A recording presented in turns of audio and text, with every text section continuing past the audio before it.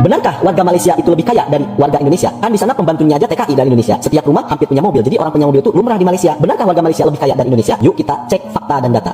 Apabila dimaklumkan bahawa kerajaan hari ini sedang menanggung beban hutang yang semakin besar. Kerajaan yang ada pada hari ini adalah kerajaan yang pandai bercakap. Kita kata jangan hutang lagi. Jadi isi rumah yang berpendapatan RM4,000 ataupun RM8,000 kadang-kadang sebulan ya, kadang-kadang cukup makan. Banyak yang nyinyir soal utang IKN, tapi mereka lupa lihat apa yang terjadi di seberang sana. Sementara Indonesia bangun masa depan lewat infrastruktur raksasa, tetangga kita justru lagi bergulat sama utang yang jauh lebih berbahaya. Nggak cuman soal duit, Indonesia diam-diam lagi gerak cepat di Selat Malaka. Purbayo Desa Dewa mendapat respon negatif dari negara tetangga seperti Malaysia dan Singapura. Soal Indonesia mau tutup Selat Malaka udah pasti itu bercanda aja lah, karena nggak mungkin juga kita bisa tutup itu. Emang kita punya rudal, emang kita punya nuklir, kan kagak ya. Yang ada malah Indonesia diserang nih. Kunci dapur mereka ada di tangan kita, bos. Apakah Kuala Lumpur bakal lumpuh kalau Indonesia beneran tegas soal kedaulatan maritim? Tonton video ini sampai habis karena kita bakal bongkar data yang bikin jiran panas dingin. Jangan cuma kemakan narasi luar, lihat realitanya sekarang. Indonesia bukan lagi pengikut, tapi penentu aturan main di Asia Tenggara. Bahwa 70% kebutuhan energinya Asia Timur, 70% energi dan 70% perdagangan lewat laut-laut Indonesia. Sadarkah kita bahwa Selat Malaka, Selat Sunda, Selat Makassar dan sebagainya itu laut Indonesia? Sadarkah kita betapa kuncinya Indonesia 70% energi Korea, Jepang, Taiwan, Tiongkok? Kawasan ibu kota Nusantara menjadi primadona wisata baru di Kalimantan Timur. Sejumlah masyarakat dari dalam maupun luar negeri terus berdatangan untuk melihat ibu kota baru Indonesia. Kunjungan wisata ini salah satunya datang dari warga negara asal Malaysia, Hairul Faizi dan Muhammad Syaf. Kedua kakak beradik ini mengunjungi ibu kota Nusantara bersama keluarganya. Mereka mengaku sangat senang dapat melihat bangunan unik seperti Istana Garuda dan sejumlah infrastruktur lainnya di IKN. Kita bakal bongkar ini dengan gaya yang lugas, pedas, tapi tetap punya isi yang bisa bikin tetangga sebelah Pema kegerahan sambil baca data. Siapkan mental, karena kita bakal mulai dari pondasi yang paling sering digoreng netizen. Utang yang membangun versus utang yang membebani. Utang bukan masalah, arah penggunaannya yang menentukan masa depan. Mari kita bicara jujur, tanpa basa-basi diplomatik yang membosankan. Di kolom komentar media sosial, utang itu kayak hantu yang dipakai buat nakut-nakutin orang awam. Tapi buat kita yang punya akal sehat dan sedikit literasi data, utang itu cuman alat. Bedanya, ada yang pakai utang buat beli cangkul dan bibit biar besok bisa panen raya.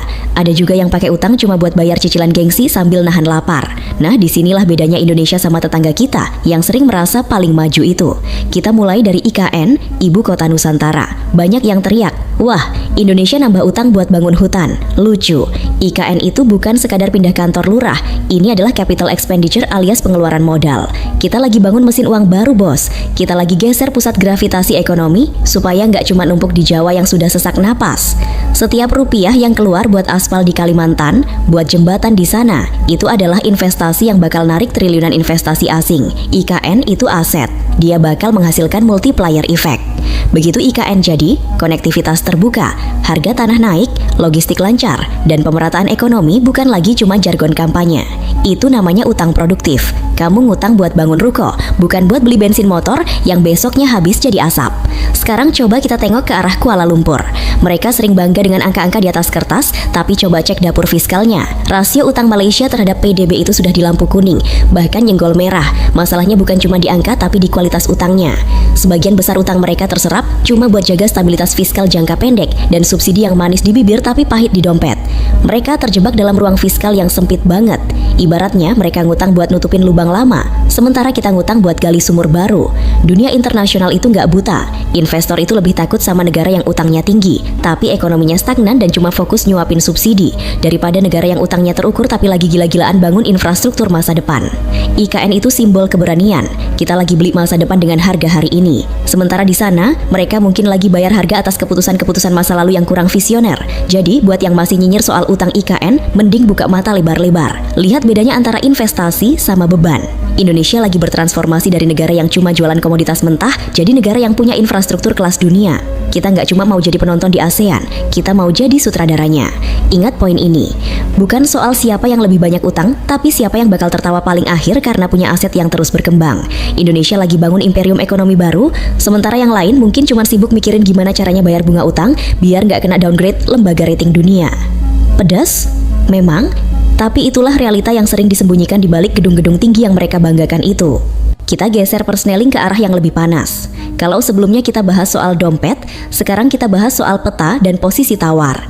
IKN itu bukan cuma soal gedung-gedung mewah dengan arsitektur futuristik. IKN itu adalah pernyataan perang secara geopolitik halus tapi mematikan. IKN sebagai senjata geopolitik baru Indonesia. IKN bukan sekadar ibu kota. Ini reposisi kekuatan Indonesia di Asia Tenggara. Dengar ya, pindahnya ibu kota ke Nusantara itu bukan cuma pindah alamat dari Jakarta yang banjir ke Kalimantan yang asri. Itu cara pandang orang pendek sumbu. Kalau kita pakai kacamata geopolitik, Indonesia lagi melakukan manuver skakmat yang bikin banyak pihak di kawasan ASEAN, termasuk tetangga kita yang merasa paling strategis itu mulai garuk-garuk kepala yang nggak gatal. Selama puluhan tahun pusat kekuasaan dan ekonomi kita itu Jawa sentris. Kita fokus di barat, sementara jalur masa depan ada di tengah dan timur. Dengan naruh IKN di Penajam Pasar Utara, Indonesia itu kayak lagi mindahin benteng utama ke tengah papan catur. IKN itu tepat di jantung Alki 2, alur laut Kepulauan Indonesia 2. Jalur ini bukan jalur kaleng-kaleng, bos. Ini adalah jalur alternatif yang makin seksi buat kapal-kapal raksasa dunia yang mulai jengah sama kemacetan dan drama di Selat Malaka. Kita lagi bicara soal akses langsung ke Laut Cina Selatan dan Samudra Pasifik. Dengan adanya pusat kekuasaan di sana, kontrol kita terhadap wilayah perairan dan udara di jalur strategis ini jadi berkali-kali lipat lebih kuat. Kita nggak cuma nonton kapal lewat lagi. IKN itu pernyataan bahwa Indonesia hadir secara fisik dan militer di titik nadi perdagangan dunia yang baru. Ini yang namanya gravity shift economy. Selama ini Kuala Lumpur atau Singapura bisa besar karena mereka ada di mulut jalur perdagangan. Sekarang Indonesia bangun pintu gerbang baru yang lebih lebar dan lebih dekat ke sumber daya. Coba bandingkan sama posisi Kuala Lumpur. Kota yang megah? Iya, tapi secara strategis mereka itu sudah mature alias mentok. Mereka terjebak di jalur yang makin hari makin sesak dan penuh risiko politik. Sementara itu Indonesia lewat IKN lagi ngebuka lembaran baru. Kita lagi menciptakan pusat pertumbuhan baru yang bakal nyedot perhatian investor global dari yang tadinya cuma lirik-lirik Selat Malaka. Sekarang mulai lirik ke Selat Makassar dan sekitarnya. Ibaratnya gini, selama ini kita main di halaman belakang, Jawa. Sementara IKN ini adalah teras depan yang menghadap langsung ke jalan raya internasional. Ketika ibu kota pindah, otomatis seluruh infrastruktur pendukung, pangkalan militer, hingga pusat logistik bakal terkonsentrasi di sana. Ini bakal bikin negara-negara tetangga sadar kalau Indonesia bukan lagi raksasa tidur yang cuma bisa banggain populasi banyak, tapi pusatnya cuma satu. Kita lagi geser permainan. Kita nggak lagi berkompetisi soal siapa yang punya gedung paling tinggi, tapi siapa yang punya kontrol paling luas atas jalur masa depan. IKN adalah senjata geopolitik tanpa peluru yang bakal bikin Indonesia jadi penentu arah di Asia Tenggara. Kalau pusat ekonomi sudah bergeser ke tengah, maka dominasi lama yang mereka banggakan itu perlahan bakal memudar. Sindirannya sederhana saja. Saat mereka sibuk mempercantik kota yang sudah stagnan, Indonesia justru lagi ngegambar ulang peta kekuatan kawasan. IKN itu pesan kuat buat dunia. Selamat datang di era baru di mana Indonesia bukan lagi pengikut, tapi pemimpin jalur perdagangan. Pedas, biarin. Realita emang kadang perlu sedikit garam biar terasa menggigit di lidah tetangga. Sekarang kita masuk ke area yang paling sensitif, tempat di mana urat nadi ekonomi tetangga kita berada.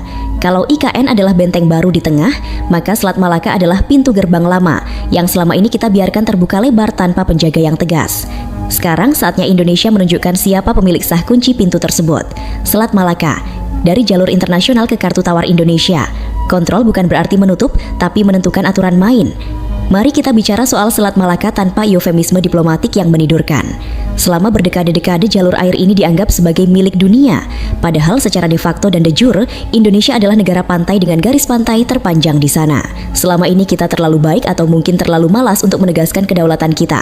Akibatnya, tetangga kita terutama Malaysia dan Singapura berpesta pora menikmati tetesan dolar dari ribuan kapal yang lewat. Sementara kita cuma dapat ampasnya, mulai dari polusi sampai risiko keamanan. Tapi zaman sudah berubah. Di bawah narasi kedaulatan yang makin tajam, Indonesia mulai sadar bahwa Selat Malaka bukan sekadar selat biasa. Ini adalah choke point global, dan kita adalah pemegang kuncinya. Ingat, menguasai bukan berarti kita harus pasang barikade dan menutup jalan layaknya tawuran antar warga. Itu cara kuno. Cara modern dan berkelas adalah dengan menentukan aturan main. Bayangkan jika Indonesia mulai menerapkan regulasi maritim yang lebih ketat, standar keamanan yang lebih tinggi, dan pajak lingkungan yang proporsional bagi setiap kapal yang melintas di wilayah perairan kita. Malaysia pasti bakal gerah. Kenapa? Karena logistik dan energi mereka hampir 80% bergantung pada kelancaran jalur ini. Begitu Indonesia berdehem sedikit soal aturan navigasi di Selat Malaka, Kuala Lumpur bakal langsung kena flu ekonomi. Itu namanya leverage, posisi tawar yang selama ini kita diamkan. Kita bukan mau jadi pengganggu perdagangan dunia, tapi kita mau dihargai sebagai tuan rumah. Pengembangan pelabuhan strategis seperti di Batam, Belawan hingga Kuala Tanjung bukan cuma proyek mercusuar buat gagah-gagahan. Itu adalah langkah strategis untuk memindahkan pusat logistik dari pelabuhan tetangga ke rumah sendiri. Kita ingin kapal-kapal itu bersandar di pelabuhan Indonesia, mengisi bahan bakar di Indonesia, dan menggunakan jasa maritim Indonesia. Skenario realistisnya begini, Indonesia tidak perlu menutup Selat Malaka untuk membuat Malaysia ketar-ketir. Cukup dengan meningkatkan kontrol kedaulatan dan memperkuat armada patroli kita, maka otomatis biaya kenyamanan tetangga akan naik. Jika selama ini mereka merasa bisa melenggang bebas tanpa permisi, sekarang mereka harus sadar bahwa ada raksasa yang sudah bangun dan mulai mencatat siapa saja yang lewat di halamannya. Sindiran tajamnya sederhana. Selama ini Malaysia merasa paling jago mengelola selat karena mereka punya pelabuhan yang ramai. Tapi mereka lupa, pelabuhan itu cuma gedung di pinggir air. Airnya milik siapa? Jalurnya dijaga siapa? Tanpa stabilitas dan restu dari Indonesia, Selat Malaka itu cuma genangan air yang penuh risiko bagi mereka. Indonesia sedang beralih dari sekadar penjaga pantai menjadi manajer jalur dunia. Dan buat tetangga yang sudah terbiasa menikmati fasilitas gratisan, aturan baru ini pasti bakal terasa sangat pahit. Ingat, siapa yang mengatur jalur, dialah yang mengatur harga dan kekuatan. Dan saat ini Indonesia sudah memegang pulpen untuk menulis ulang aturan main di Selat Malaka. Sekarang kita masuk ke babak pembuktian. Kalau tadi kita bicara soal aset dan wilayah, sekarang kita bicara soal nyawa sebuah negara, ketahanan. Di sini kita bakal lihat siapa yang cuma jago dandan di luar dan siapa yang punya mental baja saat badai datang menghantam. Ketahanan ekonomi, siapa lebih siap hadapi krisis. Krisis membuktikan fondasi, bukan sekadar angka pertumbuhan. Dunia sekarang lagi nggak baik-baik saja, bos. Perang di mana-mana, harga energi lompat-lompatan, dan pangan jadi barang mewah. Dalam kondisi begini, pertanyaan besarnya bukan lagi siapa yang paling kaya, tapi siapa yang paling tahan banting. Dan kalau kita bedah isi jeroannya, Indonesia ini ibarat mobil tangki yang bodinya mungkin nggak semulus sedan mewah tetangga, tapi mesinnya diesel makin panas makin jadi, dan kuat nanjak di jalan berlumpur. Mari kita bandingkan secara objektif, tapi tetap dengan bumbu realita. Malaysia itu ekonominya sangat terbuka, bahkan terlalu terbuka. Bagi mereka itu kebanggaan, tapi bagi analisis risiko itu adalah kerentanan akut. Mereka sangat bergantung pada ekspor sektor tertentu dan perdagangan global. Begitu ekonomi dunia bersin, Malaysia langsung kena tipus. Ruang fiskal mereka sempit, ditambah beban subsidi yang bikin napas anggaran mereka Senin sampai Kamis. Sekarang lihat Indonesia. Kita punya sesuatu yang bikin negara-negara lain iri setengah mati. Pasar domestik yang raksasa. Kita punya hampir 280 juta mulut yang harus makan, berpakaian dan bergerak. Artinya apa? Kalau dunia lagi kacau dan ekspor melambat, ekonomi kita tetap muter karena kita jualan ke tetangga sendiri. Kita adalah resource based ekonomi yang sudah mulai pintar lewat hilirisasi. Kita nggak cuma jual tanah dan air lagi, kita jual nilai tambah. Coba ingat isu beras yang kemarin sempat ramai. Saat Malaysia mulai panik karena harga beras impor melonjak dan pasokan terganggu, Indonesia justru menunjukkan taringnya. Kita tegas, kalau mau barang kita, ya bayar harga yang pantas. Kita punya kedaulatan pangan yang fondasinya mulai kita semen kuat-kuat.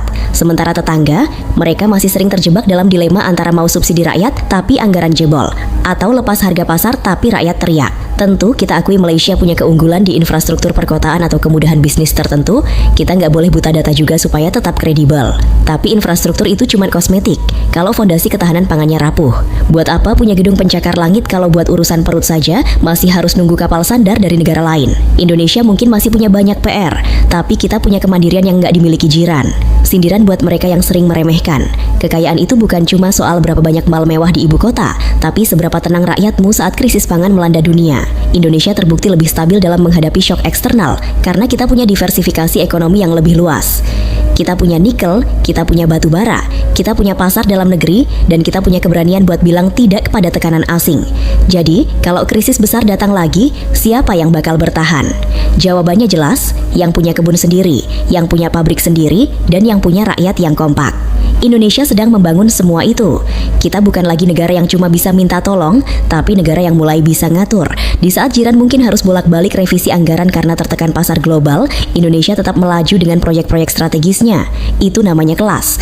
Kita sampai di babak final. Ini adalah puncak dari semua narasi kita, di mana semua kepingan puzzle tadi, utang produktif IKN Selat Malaka, dan ketahanan ekonomi, menyatu menjadi sebuah pengakuan dunia. Mari kita tutup dengan pukulan telak yang bakal bikin tetangga kita tersadar kalau mereka bukan lagi pemeran utama di kawasan ini. Narasi global, mengapa dunia mulai melirik Indonesia? Persepsi global mulai bergeser dan datanya mendukung. Dengar baik-baik, karena ini adalah bagian yang paling bikin panas dingin mereka yang masih memandang Indonesia sebelah mata. Dulu, Indonesia mungkin dianggap sebagai si bungsu yang berisik di ASEAN. Banyak masalah, birokrasi berbelit, dan cuma jadi pasar buat barang-barang negara lain. Tapi sekarang, Dunia internasional lagi melihat sebuah transformasi yang enggak main-main. Dari negara yang diremehkan, Indonesia perlahan berubah jadi primadona baru bagi investor global. Kenapa dunia mulai melirik kita dan mulai agak dingin sama tetangga sebelah? Jawabannya sederhana, kepastian dan visi. Investor itu paling takut sama ketidakpastian. Saat Malaysia sering terjebak dalam drama politik internal yang enggak habis-habis dan tekanan utang yang bikin lembaga rating dunia mulai pasang muka curiga, Indonesia justru tampil solid. Kita punya keberanian untuk melakukan hilirisasi sesuatu yang ditentang dunia, tapi akhirnya malah bikin mereka antre di depan pintu kita.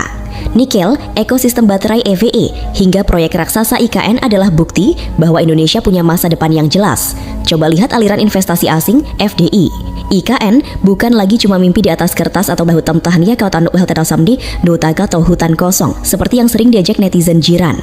Minat investasi ke sana terus mengalir karena dunia sadar bahwa IKN adalah pusat ekonomi baru di jalur perdagangan masa depan. Bandingkan dengan tekanan yang dialami negara-negara dengan rasio utang tinggi, investor mulai menghitung ulang risiko mereka di sana. Mereka mulai melihat bahwa Indonesia punya fondasi yang jauh lebih kokoh karena kita punya sumber daya alam yang kita kunci sendiri nilainya. Branding Indonesia di mata global sudah berubah. Kita bukan lagi cuma destinasi wisata murah. Kita adalah mitra strategis.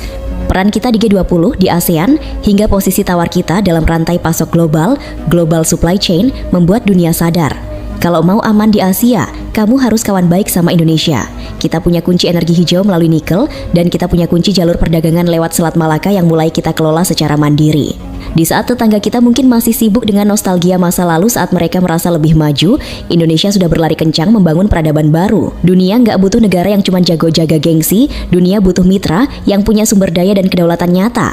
Dan saat ini, Indonesia memegang keduanya. Transformasi kita memang diam-diam, nggak banyak suara, tapi hasilnya menggigit. Dari negara yang sering dicibir, sekarang kita jadi negara yang dicari. Jadi, buat siapapun yang masih ragu, silakan terus nyinyir. Sementara kalian sibuk mengkritik utang dan pembangunan kita, dunia justru lagi antre buat ambil bagian dari kejayaan Indonesia masa depan. Kita nggak cuma pindah ibu kota, kita lagi pindah kelas dari pemain lokal jadi pemain kunci dunia.